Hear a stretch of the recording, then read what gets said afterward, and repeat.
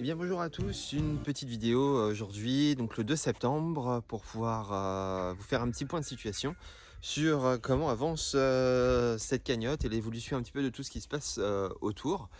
Déjà, comme à chaque vidéo, je suis obligé de vous le dire, à tous un grand merci. On vient de dépasser les 88 000 €, c'est juste exceptionnel, on peut même pas, enfin j'aurais jamais pu imaginer. Pour rien vous cacher, quand on a lancé cette vidéo, on pensait, en lançant la cagnotte, qu'on allait à peine dépasser, si on arrive aux 10 000 €, ça aurait été exceptionnel.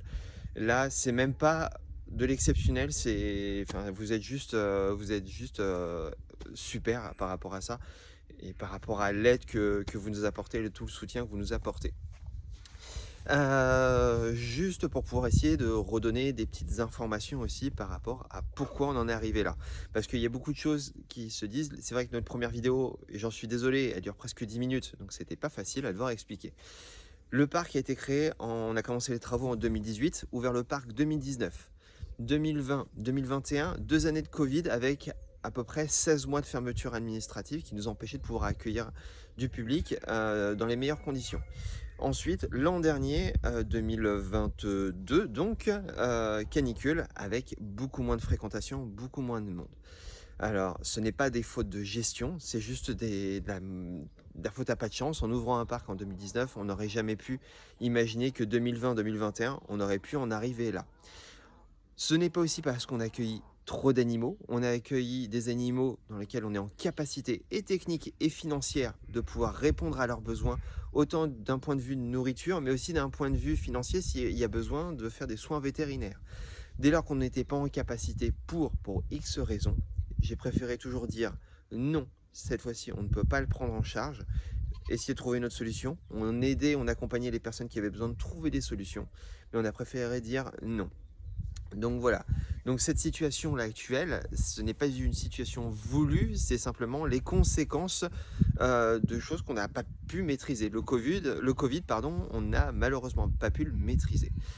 En toute transparence, cette année, avec une année de fonctionnement normale du parc, pour rien vous cacher, donc totale transparence, on a dépassé les 7 500 entrées et au jour d'aujourd'hui, on a fait le même nombre d'entrées, enfin plus que nous avions fait, ah la guêpe, pardon, plus que ce que nous avions fait l'an dernier et 2 ans sur la moyenne. Donc là, maintenant, à partir d'aujourd'hui, de début septembre, toutes les personnes qui viennent au parc, en fait, ce sont des visiteurs supplémentaires par rapport aux données. Ce qui fait que ça rajoute aussi un poids, en plus de la cagnotte et de tous les dons que vous avez pu faire, ça rajoute un poids énorme vis-à-vis du mandataire et vis-à-vis de la justice.